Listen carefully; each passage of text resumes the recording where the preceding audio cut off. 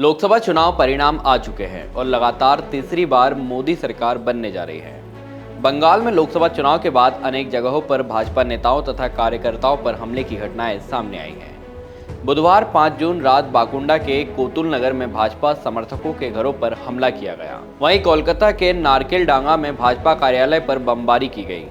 दूसरी ओर दक्षिण 24 परगना के क्रेनिंग में भाजपा नेता के घर पर पथराव किया गया है। बता दें कि पश्चिम बंगाल में टीएमसी भाजपा पर भारी पड़ी। वहीं अब चुनाव खत्म होने के बाद बंगाल में हिंसा शुरू हो गई है। आइए जानते हैं कि पुलिस और हाईकोर्ट का इस पर क्या कहना है। नमस्कार, मैं दीपक विश्वकर्मा स्वागत करता हूं आपका यूबी न्यूज में, जहां हम न सिर्फ खबरें लाते हैं बल्कि उसका बारीक और सटीक विश्लेषण भी करते हैं। पुलिस अधिकारियों का कहना है कि बुधवार को कई हिस्सों में कई घटनाएं सामने आई।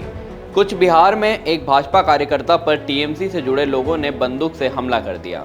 इस घटना का वीडियो भी सामने आया है। उधर नादिया में टीएमसी के युवा नेता के घर देसी बम फेंके गए, जबकि 24 परगना में कुछ लोगों ने भाजपा कार्यकर्ताओं के घरों और दफ्तर में तोड़फोड़ की। पुलिस ने बताया कि लोकसभा चुनाव के नतीजे घोषित होने के एक दिन बाद बुधवार 5 जून को राज्य भर से चुनाव के बाद हिंसा की कई घटनाएं सामने आईं। कुछ बिहार जिले के नताबाड़ी इलाके में एक भाजपा कार्यकर्ता पर कथित तौर पर टीएमसी समर्थक ने बंदूक से हमला किया।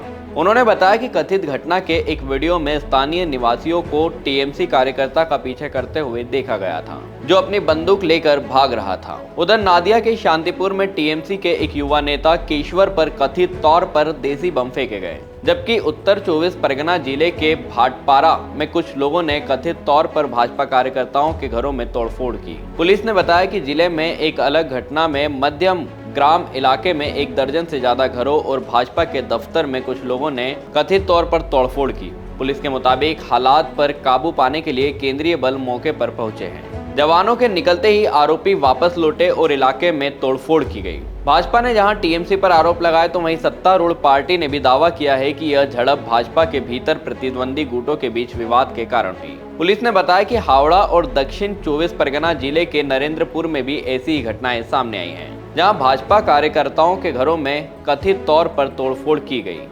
दुर्गापुर में एक माकपा नेता की बेटी की दुकान पर भी तोड़फोड़ का मामला सामने आया है।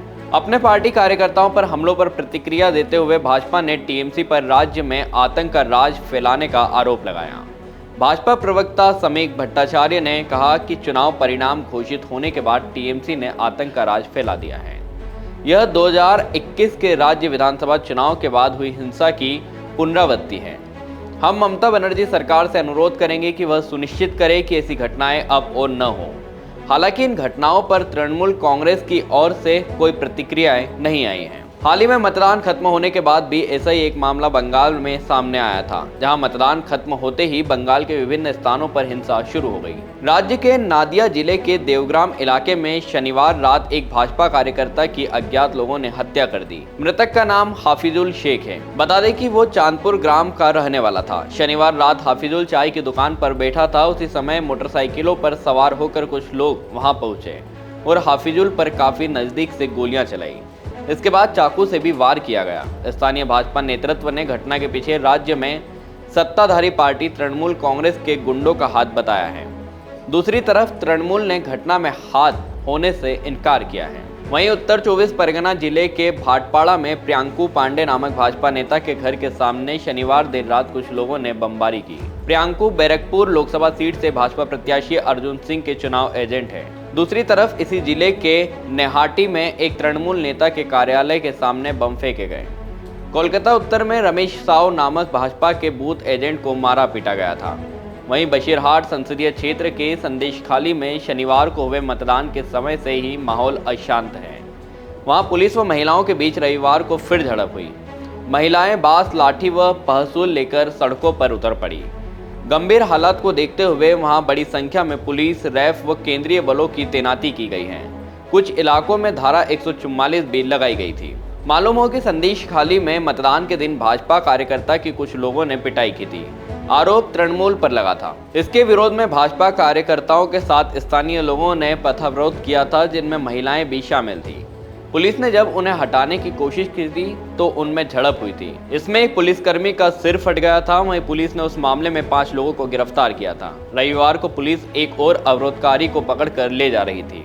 उसी समय बड़ी संख्या में महिलाएं जमा हो गई और पुलिस को रोका। इस दौरान पुलिस के साथ उनकी झड़प हुई। इसी बीच राज्यपाल डॉक्टर सीवी आनंद बोस ने संदेशखाली में हुई गड़बड़ी को लेकर राज्य सरकार से रिपोर्ट मांगी है। चलिए अब जानते हैं कि इस मामले में कलकत्ता हाईकोर्ट का क्या कहना है। तो कलकत्ता हाईकोर्ट ने लोकसभा चुनाव के बाद बंगाल में लगातार हो रही हिंसा पर गंभीर चिंता जताई है। न्यायाधीश ने कहा है कि अगर राज्य सरकार हिंसा पर काबू नहीं कर पाती है तो अगले 5 साल तक के लिए प्रदेश में केंद्रीय बल को तैनात करने का निर्देश देना पड़ सकता है।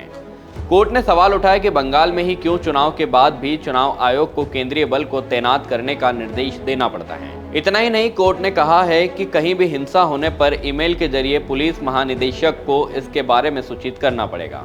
इसके बाद पुलिस महानिदेशक संबंधित थाने को प्राथमिकी दर्ज करने का निर्देश देंगे और पुलिस को इसी के अनुसार तत्काल उपयुक्त कदम उठाने होंगे। बता दें कि हाल ही में पश्चिम बंगाल के उत्तर 24 परगना जिले के संदेशखाली इलाके में एक पुलिस शिविर पर अज्ञात बदमाशों द्वारा हमला किया गया था, जिसमें एक कांस्टेबल गंभीर रूप से घायल हो गया था। एक अधिकारी ने इस घटना की जानकारी दी थी, जिसमें उन्होंने बताया था कि घायल पुलिस कांस्टेबल की पहचान संदीप साहा के रूप में हुई है, जिसका शहर के एक अस्पताल में इलाज चल रहा था और उसकी हालत बहुत ही गंभीर थी।